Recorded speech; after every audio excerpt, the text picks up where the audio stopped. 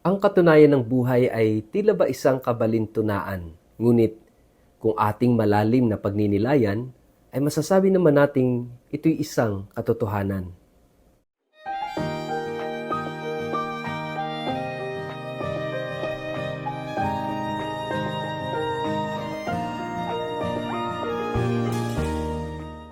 Ang mabuting balita ng Panginoon ayon kay San Mateo. Nang makita ni Jesus ang napakaraming tao, umakyat siya sa bundok. Pagkaupo niya, lumapit ang kanyang mga alagad at siya'y nagsimulang magturo sa kanila.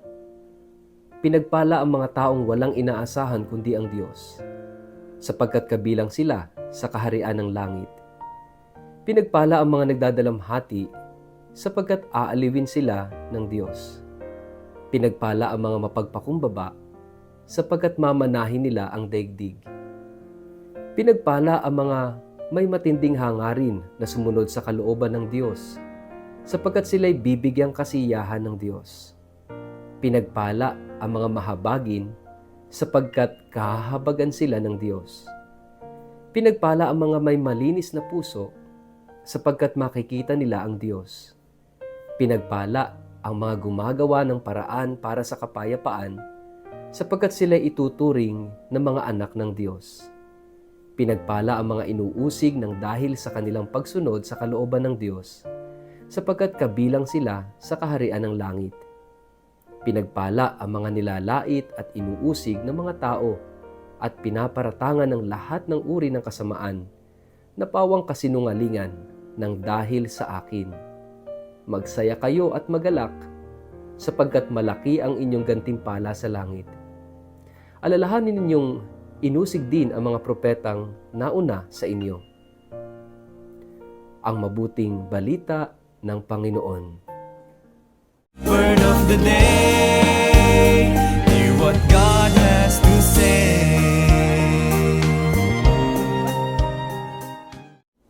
Mapagpalang araw po sa inyong lahat.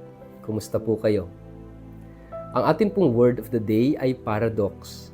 Bago po tayo magpalalim sa ating pong reflection sa araw na ito, kayo po'y muli kong inaanyayahan. Huwag kakalimutan mag-like, follow at subscribe sa ating pong Facebook page at YouTube channel na Word of the Day. Ganun din po pakishare ang video ito sa inyong kapamilya, kamag-anak, kaibigan at mga kakilala sa social media para po sama-sama tayo sa pagiging media evangelizers at online missionaries na nagpapalaganap ng salita ng Diyos sa mundo ng social media. At kung kayo po'y nakikinig ng Word of the Day sa pamamagitan po ng Radio Maria, mapagpalang pakikinig po sa inyong lahat. Maraming salamat sa mga nagpapadala ng financial support sa ating online ministry, sa ating online apostolate na ito na Word of the Day. Sa mga subscribers, sa mga star senders, at sa lahat ng mga nagpapadala ng tulong sa iba't ibang pamamaraan. Pagpalain po kayo ng buong may kapal at salamat sa pakikiisa sa ating misyon. Mga kapatid, maraming katunayan sa buhay natin na natututunan natin sa kabaliktaran nito, yung tinatawag nating kabalintunaan. Minsan, yung katatagan matututunan mo kapag ikay nanghihina. Yung katotohanan, minsan matututunan at malalaman mo kapag sumailalim ka at nakaranas ka ng maraming kasinungalingan sa paligid mo. Yung sarap ng buhay, minsan ma-appreciate mo lang kapag nakaranas ka ng hirap ng buhay. Ito yung mga paradoxes, ito yung mga kabalintunaan ng buhay na makikita natin, no, yung mga opportunities also are found sa kabila ng mga challenges, sa kabila ng mga difficulties, ng mga crisis sa buhay natin. Life is a paradox. At kung gusto nating matutunan ang buhay, kagandahan, kahulugan ng buhay, tingnan natin yung kabilang banda, yung kabilang bahagi, the other side of the coin. Mga kapatid, yung itinuturo sa ating ebanghelyo ngayong araw na ito, yung tinatawag nating Beatitudes, ito'y isang halimbawa ng paradox of life. Pero hindi ibig sabihin na ito'y paradoxical, ito'y walang katotohanan.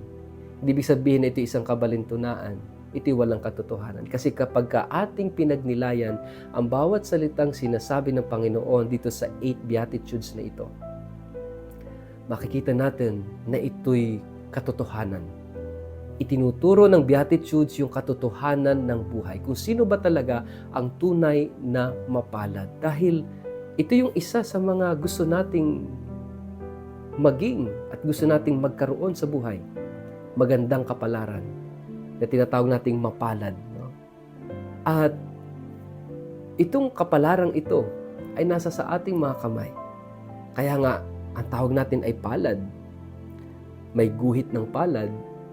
Yung iba, ang tawag kapos palad, may mapalad, may sawing palad. No? Yung palad ay napakahalaga, pero tayo ang gumagawa ng ating kapalaran. Kaya nga itinuturo sa atin ng ating Panginoon, sa ating Ebanghelyo ngayon, kung sino ba talaga ang tunay na mapalad. And I tell you, itong mga sinasabi ng Panginoon dito is something paradoxical, kabalintunaan at kabaliktaran sa sinasabi ng mundo. Dahil sinasabi ng Panginoon, mapalad ang may malinis na puso, mapalad ang mga aba, mapalad ang mga nalulumbay, mapalad yung mga nagugutom at nauuhaw, mapalad yung mga inuusig. Teka. Kung ating titingnan, ito ba talaga ang tunay na mapalad? Yung inuusig ka, pero take note, inuusig dahil kay Jesus. Inuusig dahil sa Diyos.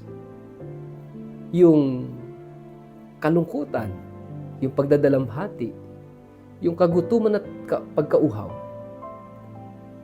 kailan ito maitatransform sa pagiging mapalad? Mga kapatid, maunawaan lamang natin itong mga pananalitang ito ni Jesus if we have faith in God. Kasi kapag binasa natin itong Beatitudes na ito outside from the perspective of faith, yung wala tayong pananampalataya sa Diyos, ito'y magiging kahangalan. Pero kapag tiningnan, pinakinggan at ininterpret natin ito sa mata ng pananampalataya, makikita natin dito ang isang karunungan at ang isang katotohanan sa itinuturo ng Panginoon na kung saan ito'y totoo. Because this is rooted in faith and rooted in hope. Makikita natin na itong Beatitudes na ito, itong itinuturo ni Jesus na ito, ay nakaugat sa mga pangako ng Diyos. Pangako na ipagkakalob sa atin, hindi man sa buhay na ito, ipagkakalob sa atin ito sa kabilang buhay. Kaya nga, if we don't have faith, if we don't believe, we will never understand the meaning of these Beatitudes. Maunawaan lang natin ang lalim ng kahulugan nito if we have faith in God, if we have faith in Jesus. Dahil may pangako ang Diyos sa mga magiging tapat, kumakapit, sumasampalataya at nagtitiwala sa Kanya. Iyan yung kabalintunaan. That's the paradox of life. Na ibang-iba sa batayan, sa pangunawa ng mundo. Kaya nga mga kapatid, yung mga santo, makita natin, di po ba, kung ano yung mga pinagdaanan nilang hirap sa buhay. Para sa mundo, ano yan? Kabalintunaan yan. Yung mamatay ka para sa kapwa, para sa iba, tulad ni San Maximilian Kolbe. Yung hindi ka mag-asawa para sa Diyos. Yung magpatawad ka sa gumawa ng kasamaan sa'yo. Katulad ni Santa Maria Goretti. Yung talikdan yung kayamanan, katulad ni San Francisco ng Assisi at Santa Clara at marami pang ibang mga santo.